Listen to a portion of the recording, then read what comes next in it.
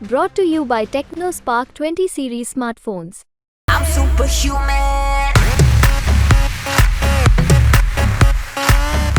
नमस्ते, मेरा नाम है राहुल यादव और आप देखना शुरू कर चुके हैं हरियाणा तक। बड़े लंबे इंतजार के बाद आखिरकार कांग्रेस ने गुरुग्राम लोकसभा से अपना कैंडिडेट डिक्लेयर कर ही दिया। फिल्म अभिनेता और 5 बार के सांसद राज बब्बर को कांग्रेस ने उम्मीदवार बनाया है। इस वीडियो में हम आपको समझाएंगे कि आखिर क्यों कांग्रेस राज बब्बर को गुड़गांव के मैदान में लाई है।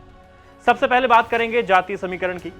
गुरुग्राम लोकसभा में मेव मुस्लिम और अहीर समाज का सबसे बड़ा वोट बैंक है। देश की आजादी के बाद साल 1952 से लेकर 1971 तक गुरुग्राम लोकसभा सीट अस्तित्व में रही। इस दौरान यहां एक उपचुनाव समेत 6 चुनाव हुए, लेकिन केवल 2 बार ही मुस्लिम उम्मीदवार ने जीत दर्ज की है। बाकी तमाम मौकों पर यहां से हिंदू उम्मीदवारों ने ही चुनाव जीता है। खास बात यह है कि साल 1957 के आम चुनावों में मशहूर अभिनेता शाहरुख खान के पिता ताज मोहम्मद खान ने गुरुग्राम सीट से निर्दलीय के तौर पर पर्चा भरा, मगर उनको एक भी वोट नहीं मिला। साल 1971 के बाद गुरुग्राम जिला महेंद्रगढ़ लोकसभा का हिस्सा बन गया और गुरुग्राम से हटकर फरीदाबाद अपने आप में एक नई लोकसभा बनी और गुरुग्राम का एक लोकसभा के तौर पर अस्तित्व खत्म हो गया। इसके बाद साल 2009 में फिर से गुरुग्राम लोकसभा का गठन हुआ और तब से लेकर आज तक यहां से एक ही सांसद जीतकर आ रहे हैं, जिनका नाम है राव इंद्रजीत सिंह। राव साहब कुल 5 लोकसभा चुनाव जीत चुके हैं और इस बार वो 6ठी जीत के लिए मैदान में उतरे हैं। खास बात यह भी है कि कांग्रेस प्रत्याशी के रूप में उनको टक्कर देने आए अभिनेता राज बब्बर भी 6ठी जीत के लिए लड़ेंगे, क्योंकि वो भी 3 बार लोकसभा और 2 बार राज्यसभा मिलाकर कुल 5 बार सांसद रह चुके हैं। राज बब्बर पंजाबी समुदाय से आते हैं। जाति से वो सुनार है, जो BCA कैटेगरी में आती है, और उनकी पत्नी मुस्लिम है। और कांग्रेस उनकी इन तीनों आइडेंटिटीज को आगे कर प्रचार करना चाह रही है। कांग्रेस की स्ट्रेटेजी है कि राज बब्बर पंजाबी होने के नाते लोकसभा क्षेत्र के शहरी इलाकों में बसे पंजाबियों का वोट ले। इसके अलावा राव इंद्रजीत सिंह BCB से आते हैं, जबकि राज बब्बर BCA कैटेगरी से है। ऐसे में पार्टी सोच रही है कि नॉन यादव OBC वोटर को भी राज बब्बर अपने खेमे में ले सके। इसके अलावा मुस्लिम बाहुल्य नूह जिले में राज बब्बर को अपनी पत्नी के मुस्लिम होने का भी लाभ मिल सकता है। इसके अलावा जाट समाज भूपेंद्र हुड्डा के चलते वैसे ही कांग्रेस के पीछे लामबंद दिख रहा है। ऐसे में कांग्रेस राज बब्बर की दावेदारी को न सिर्फ एक अभिनेता के रूप में पेश कर रही है, बल्कि जातीय समीकरणों के लिहाज से भी उनकी दावेदारी को बेस्ट बताया जा रहा है। लेकिन दूसरी ओर राज बब्बर पर बाहरी होने का भी टैग लग रहा है। साथ ही एक बड़ा तबका ये भी मान रहा है कि कांग्रेस ने राव इंद्रजीत सिंह जैसे हैवीवेट नेता के सामने बेहद हल्का उम्मीदवार देकर एक तरह से राव साहब को ये जीत थाली में सजाकर दे दी है।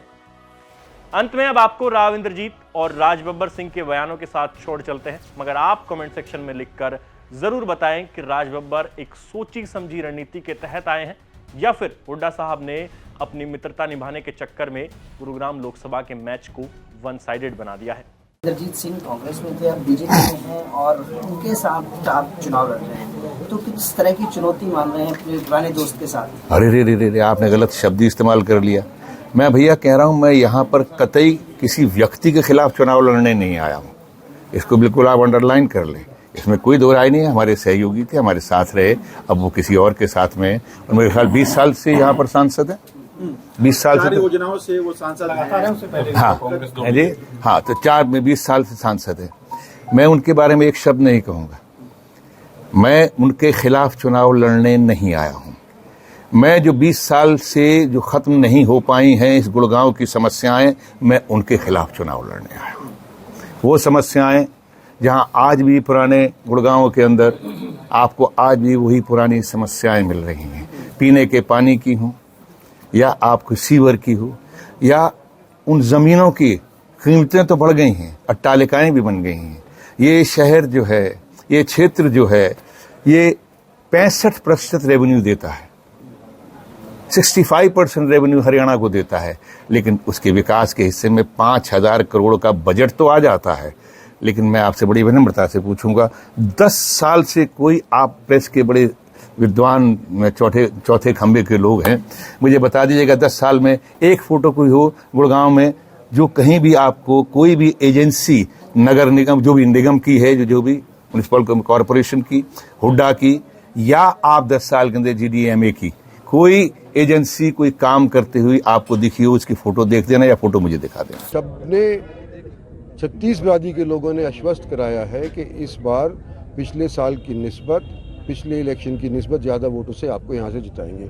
और मैंने इनके ऊपर छोड़ दिया है कि भाई कोशिश करो कि रिकॉर्ड तोड़ा जाए, और ये तोड़ने को तैयार है। फिल्म अभिनेता को यहाँ से आपके बराबर उतारा है, नुमाइंदगी दी है, किस तरह से देखते हैं आप? देखो, लड़ने का तो सभी को अधिकार है और हम उनको स्वागत करते हैं। कम से कम कोई हमारे खिलाफ प्रतिद्वंदी उतारा तो ही कांग्रेस ने।